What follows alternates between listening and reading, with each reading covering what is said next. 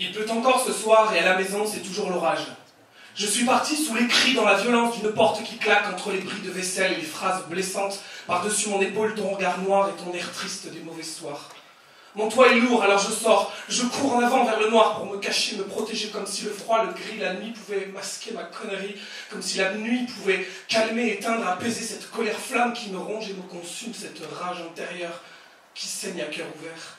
Je voulais écouter crépiter le claquement de l'eau sur le sol, ces paillettes de fraîcheur qui me perlaient au front, et son odeur de soufre, son odeur humide et chaude qui vous embrasse la peau. Cette pluie qui détonne par rapport au souvenir de notre premier jour, dans la moiteur torride de cet été sans nuages, on s'est rencontrés, on s'est plus lâchés. Depuis, de l'eau a ruisselé sous nos bottes que nous avons déjà traînées dans plusieurs pays, au moins 3 tours de la terre sur elle-même que nous nous aimons, que j'aime avoir passé sur ton corps les saisons.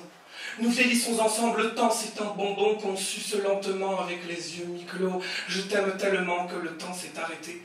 Revoilà que je sens le froid de la rue me passer dans le cou comme une accolade surprise, ce double, cette grande âme dépressive qui me colle à la peau quand je suis loin de toi, cet ami dangereux, vilain comme soi-même, celui-ci complaisant qui me fait tout rater, tout relativiser, celui pour qui au fond rien n'a trop d'importance, celui qui me conduit vers le moins beau, le plus con, le plus mauvais, le plus vulgaire, qui me fait crier quand je voudrais me taire.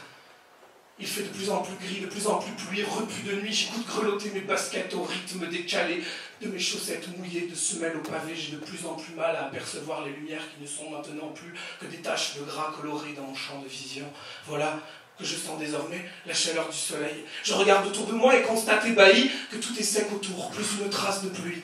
Et du coin de la manche, j'essuie la dernière goutte, je cueille du coin de la paupière une sphère parfaite, une perle liquide chargée de sel de nuit, de celle qui donne sa saveur à la vie.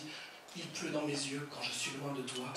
Je respire un grand coup, je fais le tour de moi-même, je rentre à la maison plus calme et plus serein. Je te retrouve là au milieu du salon, je constate qu'ici aussi il a plu.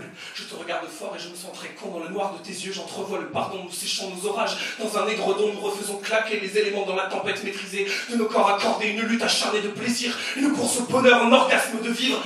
Et même si pour mon poème je te célèbre, toi ma femme, que ma poésie te malmène pour faire une perle d'une larme, je te fais le serment que plus jamais dorénavant, plus jamais ton amoureux ne te fera pleuvoir les yeux. Yeah!